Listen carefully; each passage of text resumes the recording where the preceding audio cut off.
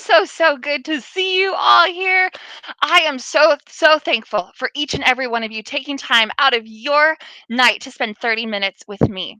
For those of you who don't know me, my name is Mickey Spear. I'm a musician, author, pale person who painfully loves the sun, and host of tonight's show, The Healing Half, which is sponsored by Russell's on the Lake, which is a great restaurant out of Big Lake, Minnesota. We'll talk more about them soon before our message tonight. But you're before our message, make sure you grab a pen and paper because we're going to be diving in deep tonight, and I'm so excited. For those of you who don't know, my mom passed away when I was 13, and I had no idea how to process that massive loss. But I also saw, in addition to that, lots of really great people in my life not know how to help. So it's kind of like this two-pronged problem, right? So what I wanted to do is start a quick 30-minute show each week that we all could spend together to learn how to address our own wounds, but also learn how we can help others more effectively. And of course, connect everyone with a ton of free resources. We talk about a lot of topics in general, like applicable to everyone topics. We've started off with T charts with authors of our story, triggers, fear. This week, we're diving really deep into disappointments, which I'm really excited about.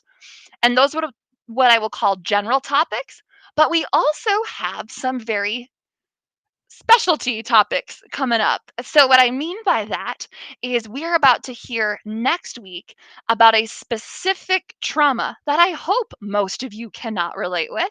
And we are going to have an opportunity to ask questions and really hear someone from their perspective on what they went through, what helped, and of course, how we can help them. So, next week, my dad, Mike, is going to be on the show to talk about what it's like to lose a spouse, again, tools that helped him, as well as how others can help people in that situation. And you are not going to want to miss that. So if you haven't yet, make sure you head to mickeysphere.com, sign up for my email list, and you'll make sure to get all the notes from tonight, as well as all the information you need. And the anonymous questions you want to ask Mike survey will be in that too. Okay. So, for those of you who know, I am a musician.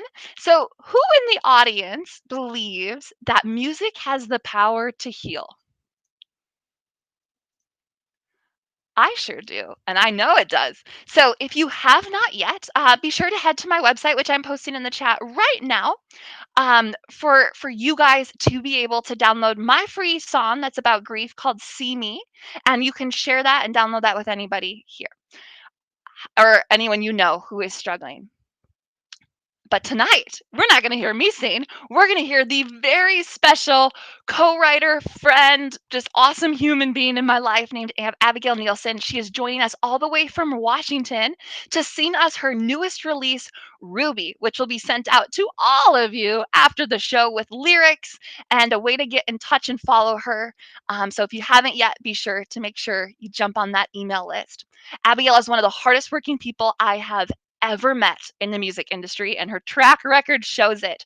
From having thousands and thousands of fans between her social media and Spotify to recording her new upcoming EP in Nashville, she is definitely one you are going to want to follow along.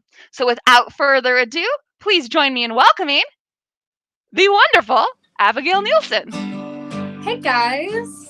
So, like Mickey said, I'm Abigail Nielsen, and I'm here to share a very special song with you guys. Like she said, we're talking a lot about disappointments this week, and this song I actually wrote for my little sister when she was 14. And I think during that age, you go through a lot of disappointments, and life just seems very unfair. So I thought I'd write her a song giving her some advice on how to get through life. And this is how it turned out. This is Ruby.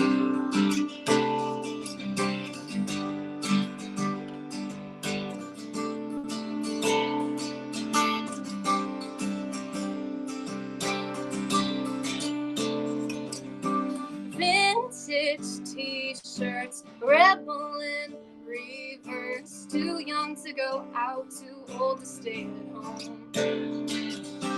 Wants to dye her hair blue, maybe get a tattoo.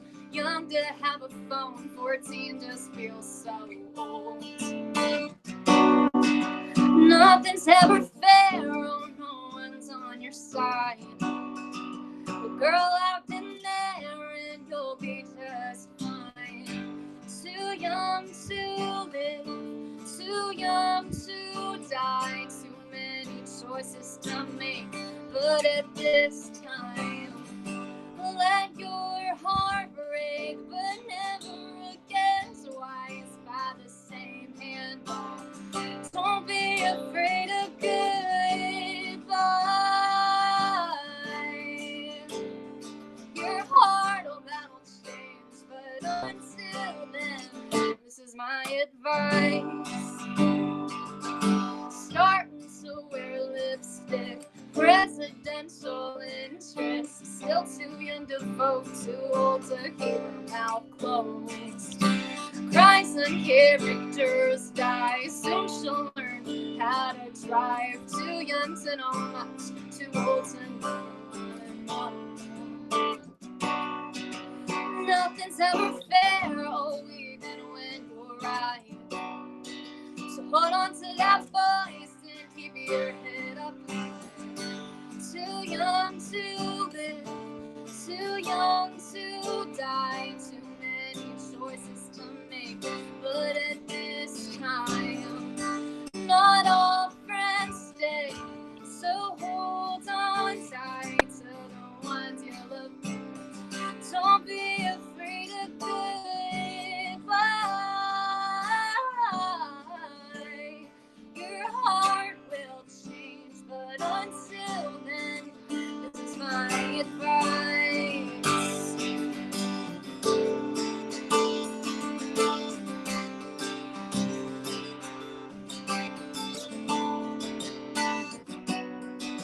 No one ever said life would be this hard. So go in head first and trust with your heart.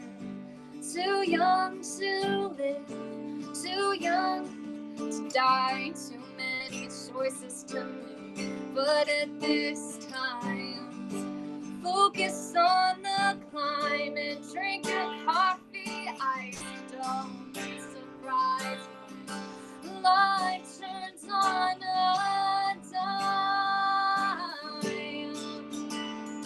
Your heart will change, but until then, this is my advice.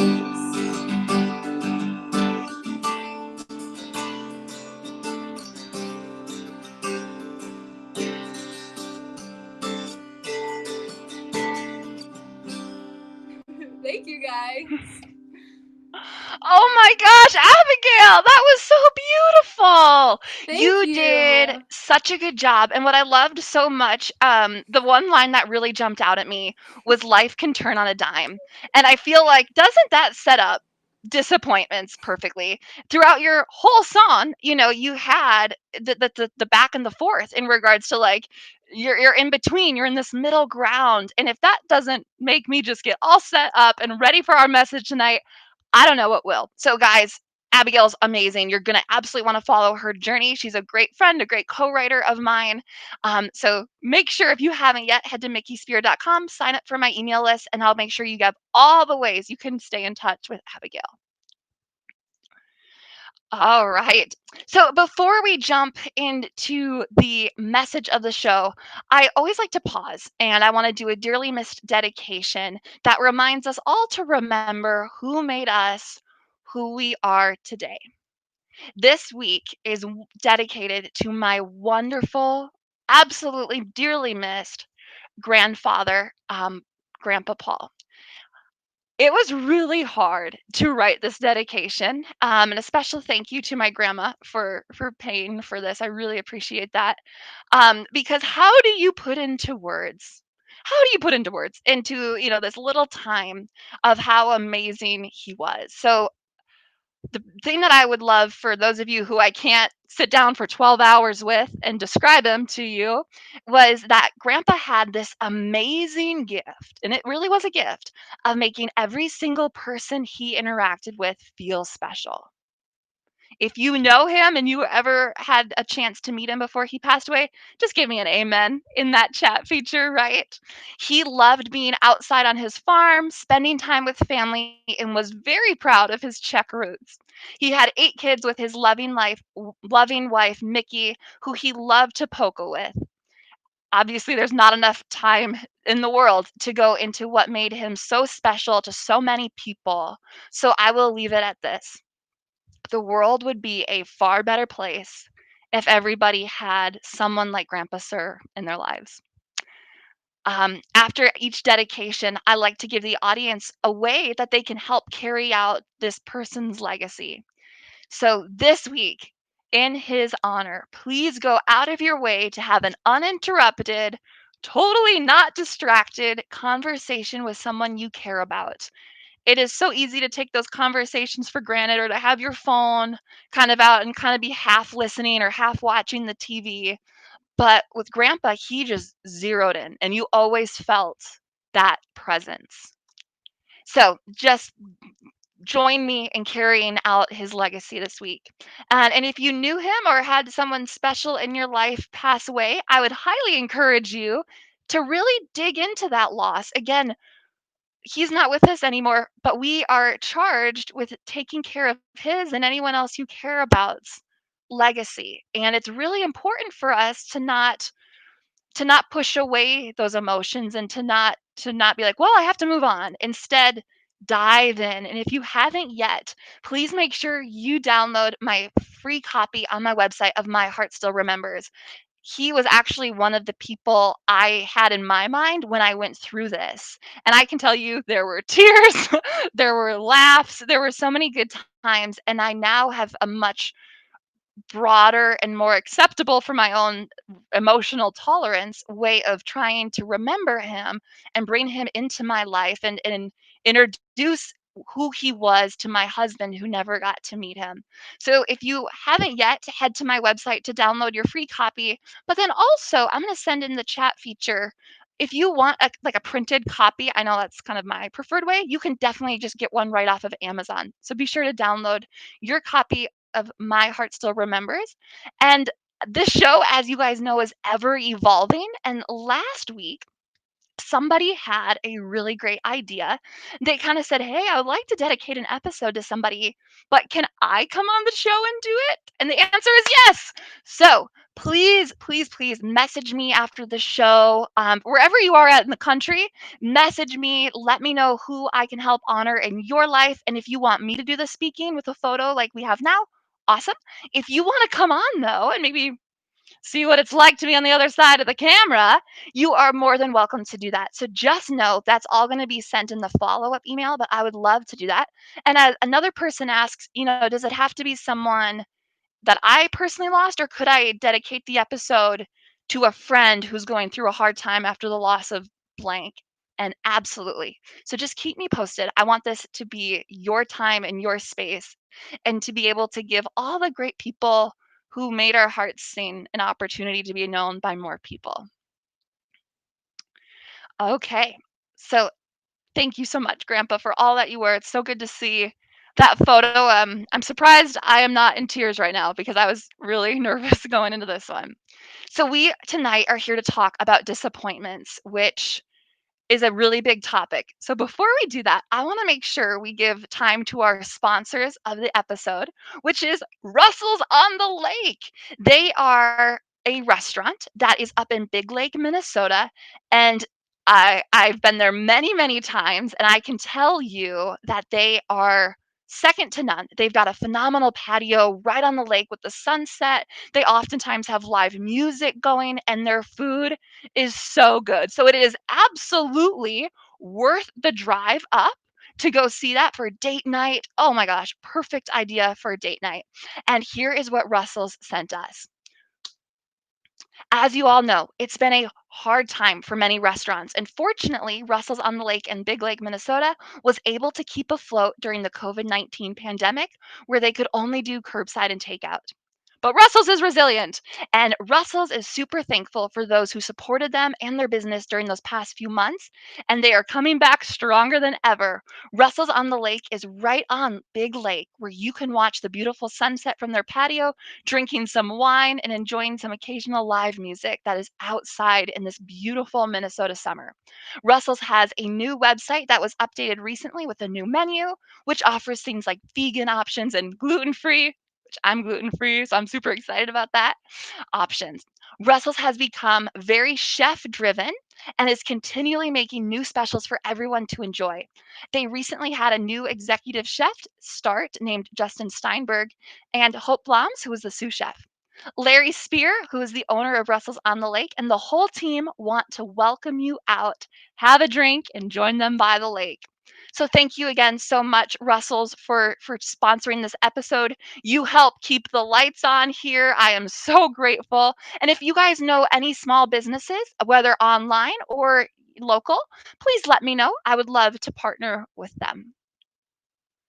Okay, who is ready to dive into the crazy topic that is disappointments? I know I sure am. In prepping for this time, I kind of sat on the edge of my bed and I was just like, how do I fit the topic of disappointments into a 10 to 15-minute segment? Because disappointments affect everybody almost all day, right? I mean, there's always something there. So I decided to kind of focus on a chunk, just a little piece of disappointments to hopefully reframe our mindset a little bit. So when we go into it more, we can just have that much better of an understanding of how to handle it.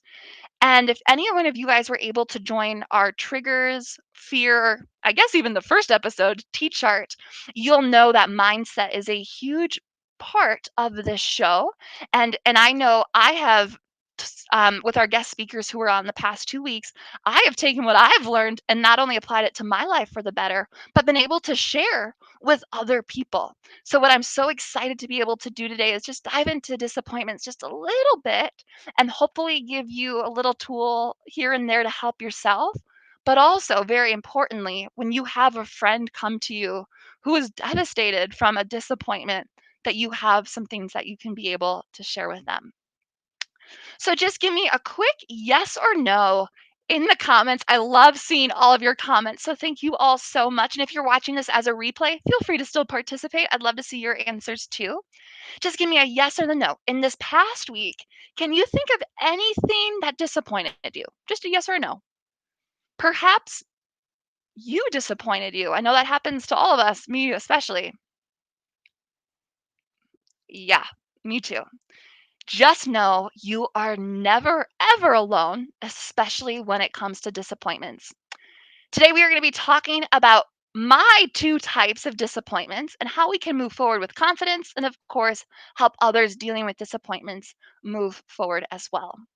Before I share with you the two kind of categories that I have and kind of some thoughts surrounding them, I think it's best with anything healing related that we dive into the definition first. It's because sometimes having definitions, at least for me, can kind of help me explain what I'm feeling a little bit better. So, at its core, disappointment is the gap between expectation and reality. It can be as little as, I was expecting it to be 80 degrees today and it's 95 and humid. That's a very little disappointment. But maybe you had a wedding that day and it's you were planning on this beautiful summer wedding and now it's 95 humid, the mosquitoes are bad. All of different situations can be different levels of different disappointment to different people. So that's the first thing that I just wanted to kind of leave with you guys is remember disappointment is the gap between expectation and reality. And disappointments are sometimes isolated, which means I am the only one experiencing this disappointment. A really good example of that could be, you and a friend have plans to have dinner and last minute they bail. Even if you understand it's okay to be a little disappointed, but you're the only one who's kind of affected by that disappointment, right? It was between two people, one person got disappointed. But sometimes disappointments are kind of a community feel. My gosh, with everything going on, absolutely, we can all relate to that. But because the show is Healing Half, and you know me, you guys, I always love to kind of turn it back to grief a little bit. When a person dies, that's a obvious gap between what we wanted to have happen and what actually happened. And a lot of people are experiencing that same disappointment. And you can almost imagine everyone in that situation surrounding a stove with different spoons in a boiling pot of water. And I got in trouble for doing this at my dad's the other day. But I left a metal spoon in a pot, and when he went to grab it, it was really, really painful. Sorry, Dad, that's on me. Won't happen again. So if you are a metal spoon, you are gonna feel that really, really strong, right? Because we're not even going into the science of it because I'm not qualified to do that. But just know, metal reacts way stronger to heat than, say, a wood spoon. So when we talk about disappointments, you might be talking to somebody who's a metal spoon and you're a wood spoon. So it's always good to go in with that mindset of you don't know what they feel about the situation. So the best way to do it is just to ask. I'm not sure if that metaphor resonated at all with you guys. I know it kind of helped me, but just know when it comes to shared disappointments, as with almost anything healing, it's important just to ask, how are you feeling about this? Dig a little deeper. Why are you feeling about this? Dig a little deeper. Has things happened in the past that, really added to this belief that you have? Dig a little deeper. What was riding on this disappointment for you? Maybe a great way is, a sports team. They lost a game. You might be a wooden spoon and be like, bummer. Oh well, like I'm disappointed, but somebody could be a metal spoon. Maybe they had a scout at that game and they really were disappointed in their performance, and it would have been so awesome for them to have a great win and a great game so their scout could see.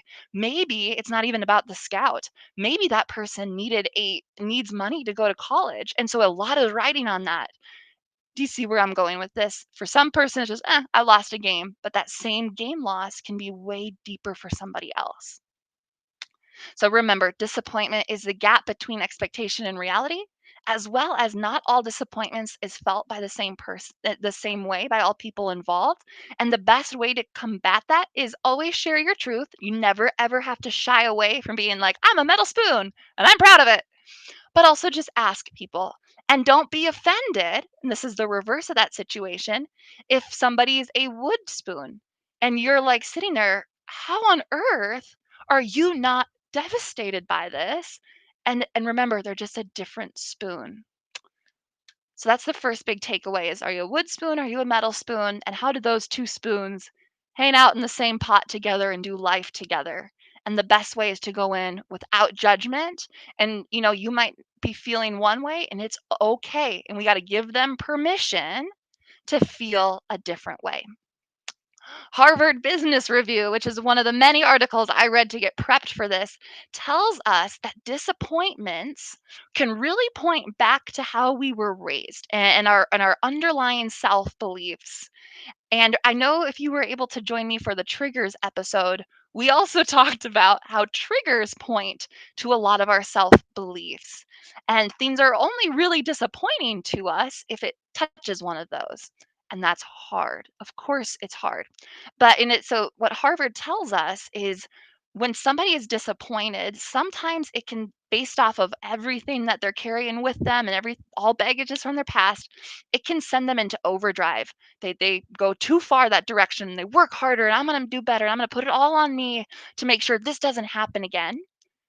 And sometimes that same exact disappointment can turn somebody else with different baggage behind them underdrive, right? They give up. They lose hope. They say, "Why bother? This is stupid anyways. I should never have hoped." And then they stop getting their expectations up. So their thought is, if I just lower my expectations, the gap between expectation and reality is going to be so small that these disappointments aren't going to shake me.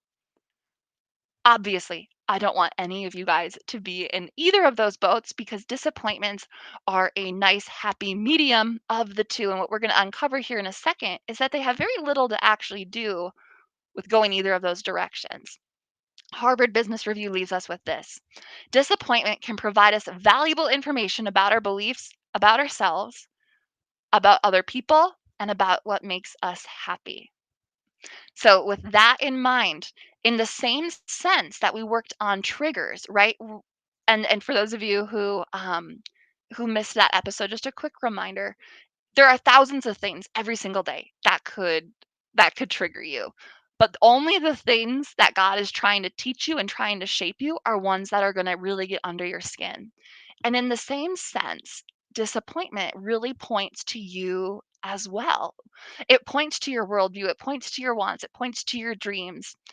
And we have to put disappointment in its place. So I mentioned earlier, I had two categories, and I wanted to leave you with a tip and trick of the trade for both. So now that we've established the gap between expectation and reality, we've established what disappointments can do, right? They can send us directions. And we've also established that not everybody faces disappointments the same way. Let's talk about those two types. I'm going to give you some helpful tips for both, and then we're going to wrap it up for the night. So the first type of disappointment, and this is not like science, this is like Mickey Spears ideology here. So you will not find this anywhere else. This is truly just from me. So take it or leave it at that.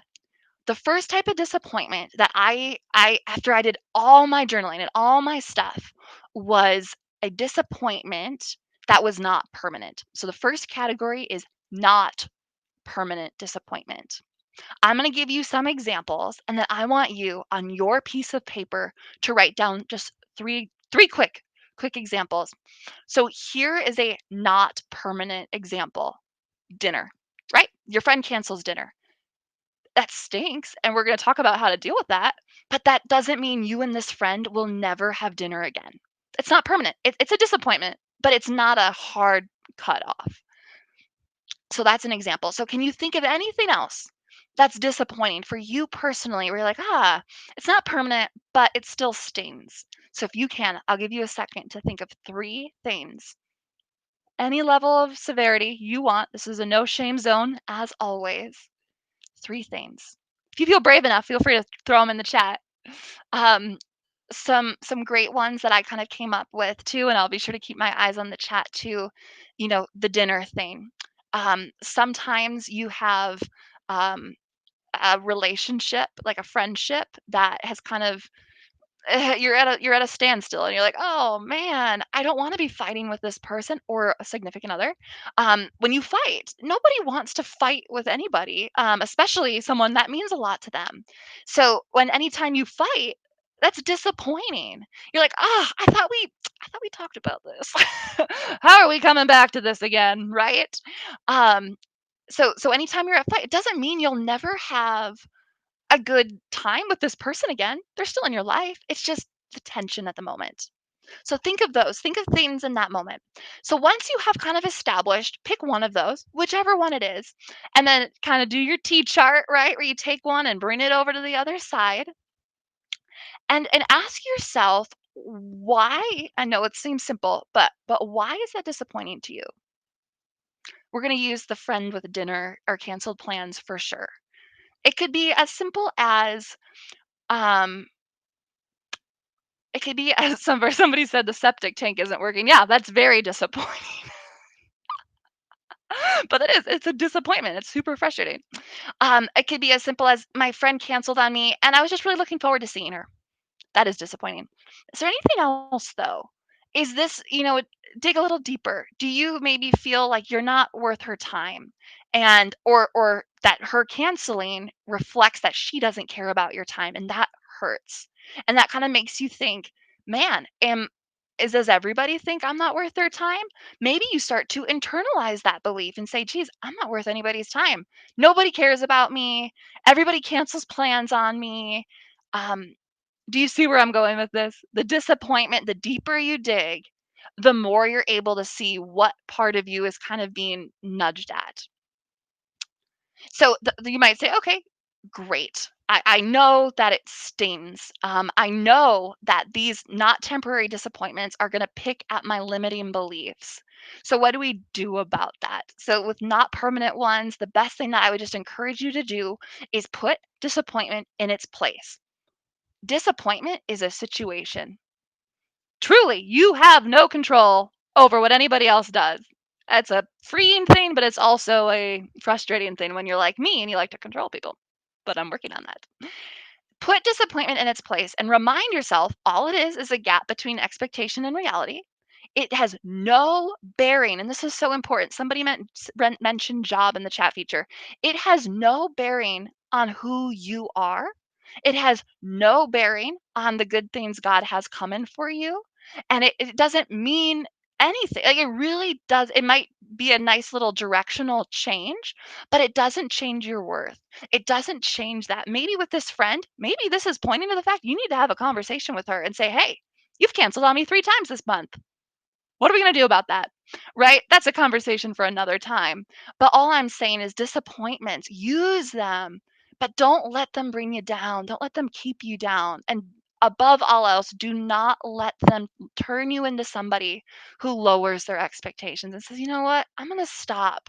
I'm going to stop hoping for the best because our God is way too big for that. And one disappointment, I mean, my gosh, read the Bible. There's so many people, stories throughout there who deal with a ton and ton and ton of disappointments, only to get to the end to have a wonderful promise. So the promise still stands. Disappointments have nothing to do with you being anything bad, but if it's pointing to that, it's a great little thing to lean in, work on that, or remind yourself, like we learned last week, you are worthy of a good friend. And if somebody's not treating you that way, you have permission to put yourself first and move on.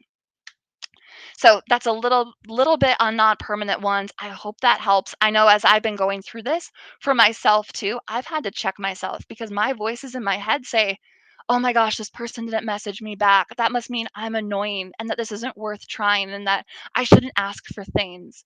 All because somebody hasn't gotten back to me yet. That's crazy talk, but we all do it, right? So then the next disappointment, which is absolutely worth an entire segment on its own, which we will absolutely do, is permanent. This absolutely has to do with loss in regards to human loss or any, it doesn't even have to just be human loss, pet loss. Anytime anybody dies, of course, that's permanent. And I just sent a link out, so I'll reference that in a second. But it doesn't have to just be that. Think about it. There are other permanent losses or permanent disappointments where you're like, I can't go back. Maybe you applied for a promotion at this job and you were so excited and it was going to be everything you wanted to, but then somebody else got it and you just like, I can't stay at this company that doesn't value me. And that's a great conversation to have, right? But that's a permanent disappointment. You're like, I can't go back. A very extreme example, maybe somebody treats you so badly in a relationship that you're like, we are not able to reconcile this and I need to just cut ties. And again, we have to give ourselves permission, especially as women, to do that. Permanent things you can't go back to, the boyfriend who doesn't want to get back together, right? You can't piece it back together. And so the big takeaway that I have for that, I wish I could speak words and make it all okay, but I don't want to drive into positivity overdose where we diminish that process, because through both disappointments, we need to deal with them because God's going to work through you with both of those types. But especially with the grief one, it's important to lean in and not run and to not avoid feeling.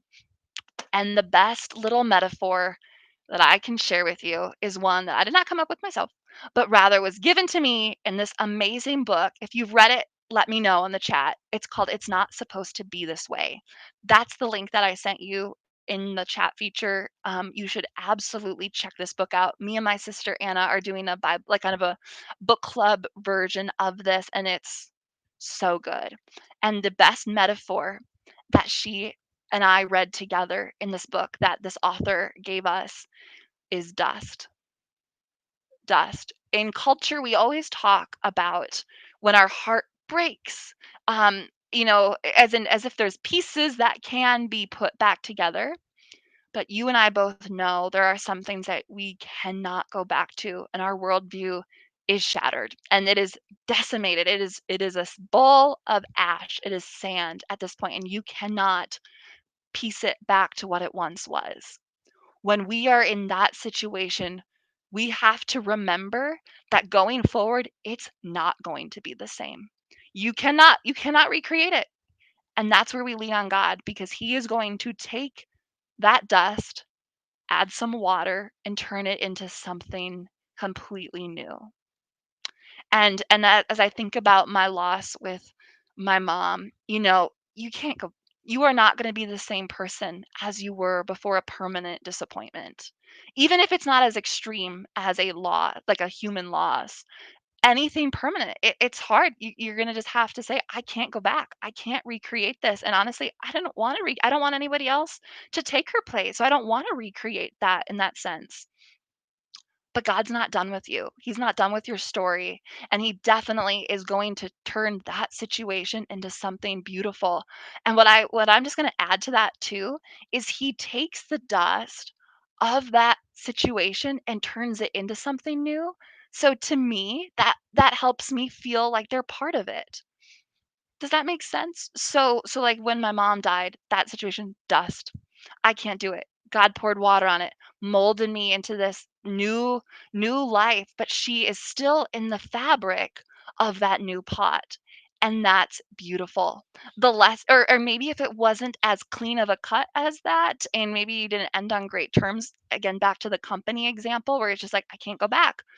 They're still part of your journey, and they made you who you are today, and we can be grateful for those disappointments, because that aren't necessarily permanent human loss. We don't want to necessarily dismiss those. Those are very important to not dismiss. But be thankful for those even bad disappointments where you didn't end on great terms, because they are going to be decimated, turned into dust, and then turned into something brand new, and you are stronger because of that. So disappointments is one of those things that seriously every single one of us face almost on a daily basis, that can be as simple as, oh, I'm a little disappointed. The weather's not great today, to something as extreme as my worldview has been rocked because someone close to me has passed away. No matter where you fall on that spectrum, with every single disappointment you face, remember, just like with triggers, God is going to use that. He's going to use it to shape you. His promise still stands. And by no means, under any circumstances, should you feel bad about yourself, should you start not trusting God, should you lose sight of the vision of the mountain that you are climbing up, because one disappointment does not mean good things are not in store for you. They're just going to look different. They might be shaped into a completely new thing, but through it all, God is with you.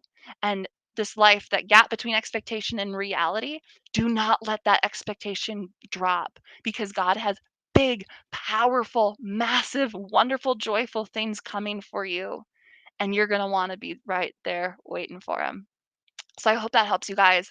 Disappointments are so hard, but they open up new doors, and it's important to sit in them and just process them like everything. If you need help processing a loss, again, please reference My Heart Still Remembers. That was my personal journey on how do I process my various griefs that have popped up. So I really hope that that brings you guys a lot of value. So I'm so grateful for you guys for being here today. You might be wondering, are we going to end on kind cash? And the short answer is kind of yes. So as you guys know, this is the fourth episode, which means we've been doing the healing half for a month now. And for those of you who have been with me since the beginning, I am so grateful. And for those of you who are kind of just joining and getting onto this party train now, welcome aboard. So, what I wanted to do for all of my faithful fans is I'm going to send out an email after this, of course, with all of our notes, ways to stay in touch with Abigail, ways to connect with Russell's on the Lake. But I also am going to give you a link to be able to send me your address, and I'm going to send you a special gift in the mail. And that's, again, this is like unlimited amount of people. I have no idea how many people are going to send me their addresses, but I hope each of you do, because I have a special kind of 1 month celebration gift for all of you guys who so faithfully are here tonight. And I really, really appreciate that. So if you haven't yet, head to mickeyspier.com. Make sure you're on that list. And if you haven't yet, sign up for it before tomorrow at noon, because I always send out my follow-up emails about 24 hours after the show, and I want to make sure you're on that list. Also, for next week in that email, you are going to have an opportunity to ask any question you've ever wanted to ask to somebody who has lost a spouse. Depending on how many questions we get, I'm going to try and answer them all. But that's going to be your way of kind of asking questions that we oftentimes in real life have a really hard time asking. And that's what I want to be able to offer you guys. So don't forget, next week, my dad is going to be on talking all about what it's like to lose a spouse. This was a kind of a generalist episode, and they have all been generalists up to this point. Next week, we're doing a specialty, like kind of a very succinct, specific topic, and then we're going to go back to general. So that's going to be the flow of this show. All of us are going to be stronger because of it. And the last thing that I'll add in regards to disappointments is, remember when somebody comes to you and they're disappointed, to speak that truth that we talked about into them. Say, this is not any reflection of who you are. God has big plans for you. It's okay to be a metal spoon. It's okay to be a wood spoon. Just remember, go into those situations listening and don't dismiss what they're feeling. Thank you all so much. I hope you had a great time. I know I sure did, and I really appreciate you hanging in here tonight. I cannot wait to see you next week with my dad on the show and a very special musical guest you are not going to want to miss. Thank you all so much. Head to mickeyspirit.com, and I wish you all a great rest of your day.